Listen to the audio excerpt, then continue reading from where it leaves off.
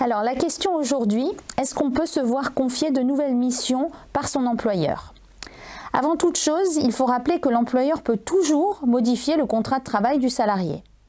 Selon la nature des modifications, il devra recueillir ou non l'accord du salarié. En pratique, on distingue donc la modification du contrat de travail de la modification des simples conditions de travail. Lorsque l'employeur souhaite modifier le contrat, c'est-à-dire un élément essentiel du contrat comme la rémunération, la qualification, la durée du travail, il lui faudra demander l'accord du salarié et lui laisser 1 mois de réflexion.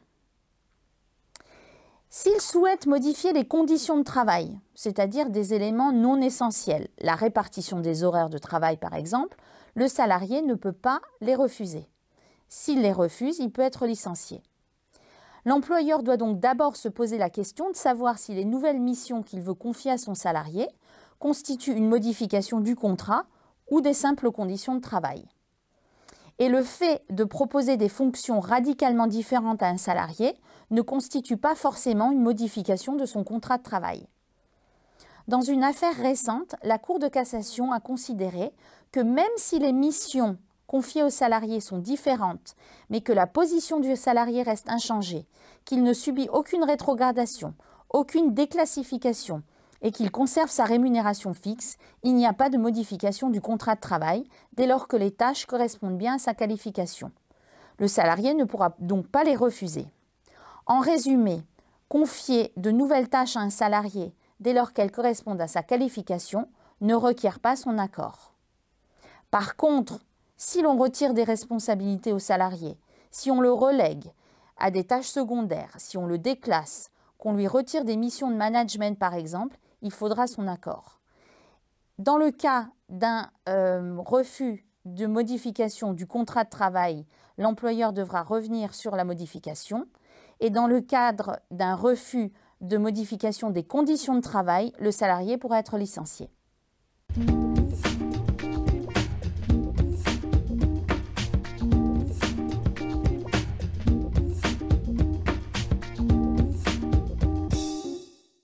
Le juge, c'est un magistrat chargé de rendre la justice en appliquant les lois.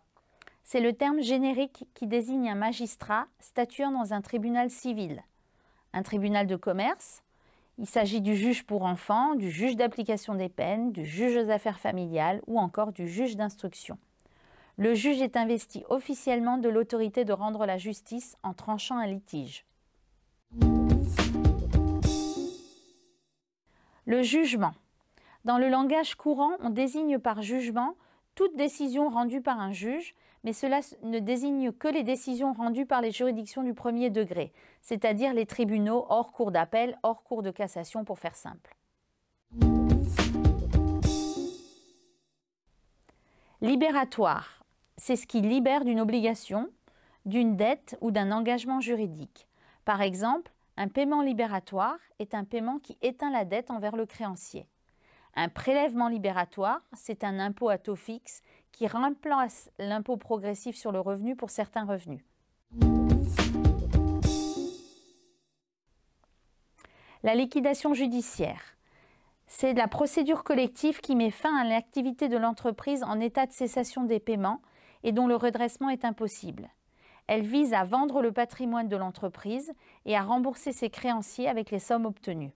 Elle peut être demandée par l'entreprise elle-même ou par un tiers.